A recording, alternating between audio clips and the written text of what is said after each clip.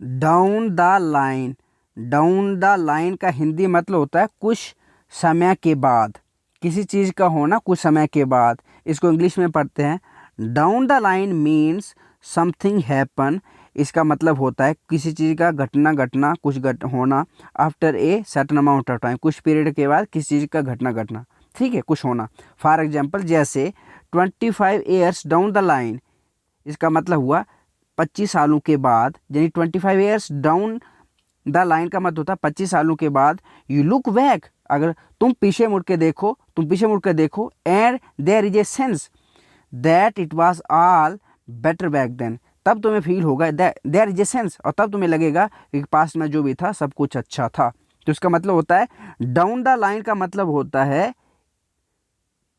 कुछ निश्चित समय के बाद। For example 25 years down the line, यानी 25 सालों के बाद। तो कुछ समय के बाद को क्या बोलते हैं, सर्टेन अमाउंट ऑफ टाइम को क्या बोलते हैं, डाउन द लाइन, यानी उस समय के बाद, सर्टेन अमाउंट ऑफ टाइम के बाद, कुछ समय के बाद जब कोई चीज़ होती है ना तो तब उसको बोलते हैं। जैसे बंदा बोल रहा है जहाँ पे for example 25 years down the line, in 25 सालों के बाद, यानी तो इसका मतलब क्या है, डाउन द लाइन का मतलब होता है कुछ समय के बाद, यानी 25 सालों के बाद कुछ चीज़ होना। तो बोल रहा है ना कि 25 सालों के बाद अगर तुम अपने पास्ट में मुड़ के देखो तो जो तुम्हें फील लगेगा कि जो भी था पास्ट में सब कुछ अच्छा था।